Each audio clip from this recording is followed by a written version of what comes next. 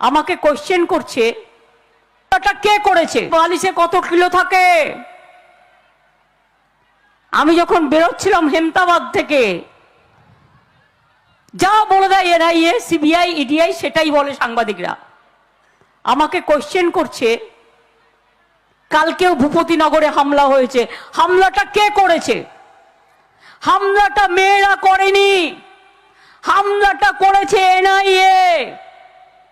গদ্দার জানে হারবে, তাই লোকের বাড়ি গিয়ে গিয়ে কোথায় একটা চকলেট বোম ফেটেছিল 2022 সালে, আর মধ্যরাতে গিয়ে যদি মহিলার বাড়িতে গিয়ে অত্যাচার করে, গ্রামে ঢুকে গিয়ে অত্যাচার করে, তা মহিলারা কি করবে? শাখা বালা পরে বসে থাকবে না মাথায় ওড়না দিয়ে বসে থাকবে? তারা তাদের রক্ষা করবে না, তাদের ইজ্জত, তাদের সম্মান? তুমি রাতের বেলায় ঢুকে যাবে বাড়ি বাড়ি। তৃণমূলের সব বুথ প্রেসিডেন্টকে গ্রেপ্তার করতে হবে, তৃণমূলের সব এজেন্টদের গ্রেপ্তার করতে হবে। ইলেকশন কমিশনকে দিয়ে আমরা চাই ইম্পার্শিয়ালি কাজ করুক। আমরা বিজেপি ইলেকশন কমিশন চাই না। রাজ্যের অফিসারদের চেঞ্জ করে দেবে। অত্যাচারী ইডিকে কেন চেঞ্জ করবে না? অত্যাচারী সিবিআই কে কেন চেঞ্জ করবে না? অত্যাচারী ইনকাম ট্যাক্স কে কেন চেঞ্জ করবে না?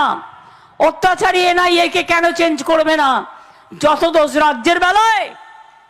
রাজ্যের লোকেরা দুর্গা পুজো করবে, প্রোটেকশন দেবে, রমজান করবে, প্রোটেকশন দেবে, আদিবাসী ভাই বোনেরা প্রোগ্রাম করবে, প্রোটেকশন দেবে, সংখ্যালঘুরা প্রোগ্রাম করবে, প্রোটেকশন দেবে, তফসিলিরা কাজ করবে, প্রোটেকশন দেবে, খেলাধুলায় প্রোটেকশন দেবে, সংস্কৃতিতে প্রোটেকশন দেবে, সব কিছু করবে রাজ্য পুলিশ।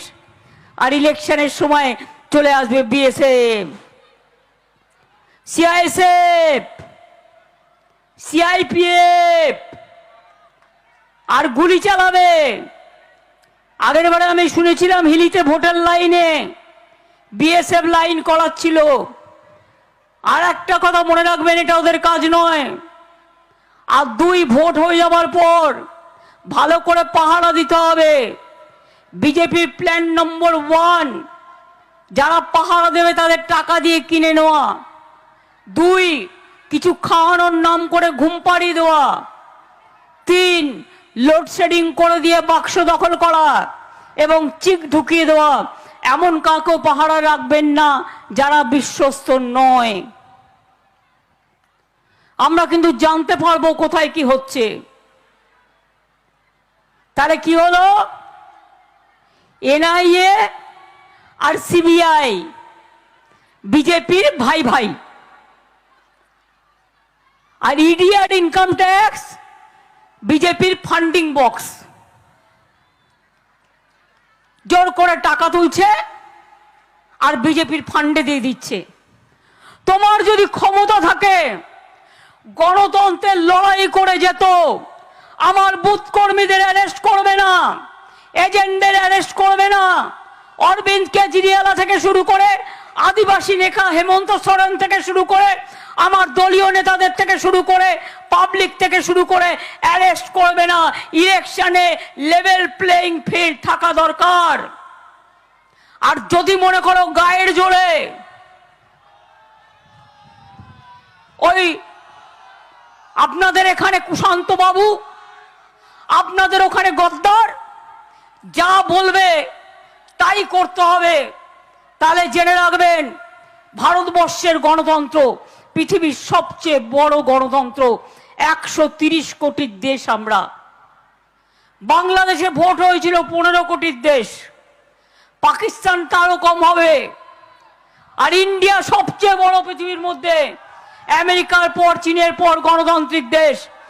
মোদি যদি জোর করে ইলেকশন করো, মোদির গ্যারান্টি বলে এনআরসি করে, ইবি করে, সিবিআই করে, এনআইএ করে, অ্যারেস্ট করে, বদমাইশি করে, ইলেকশন দখল করে, সেন্ট্রাল এজেন্সিকে দিয়ে, আজকে ডিফেন্সের স্কুলগুলোও দিয়ে দিয়েছে আরএসএস কে।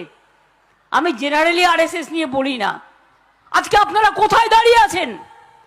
যত আর্মি স্কুল দিয়ে দিয়েছে আমি দেখলাম সংবাদপত্রে, সংঘের লোকেদের। তারা কি শিখবে? সব রেল স্টেশনগুলো গেরুয়া করে দিয়েছে। একটা কোভিড ইঞ্জেকশন কত দাম, তাতেও প্রধানমন্ত্রীর ছবি থাকবে। আমাকে বলছে আয়ুষ্মান করতে, কেন করব? আমি 9 কোটি লোককে স্বাস্থ্য সাথীতে জোগাড় করি, সাহায্য দিই।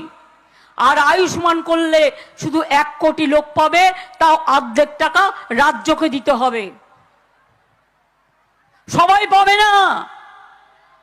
আর তাতে আমাদের স্বাস্থ্য সাথী প্রাইভেট হাসপাতালেও চিকিৎসা হয়, প্রাইভেট মাল্টি সুপার হাসপাতালেও চিকিৎসা হয়, গভর্নমেন্ট হাসপাতালে বিনা পয়সায় চিকিৎসা হয়।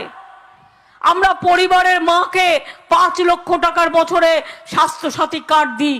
আর এবার থেকে আমরা আগেই বলেছি, পরিযায়ী শ্রমিক যারা বাইরে কাজ করে তাদের আর একটা করে আলাদা স্বাস্থ্য সাথীর কার্ড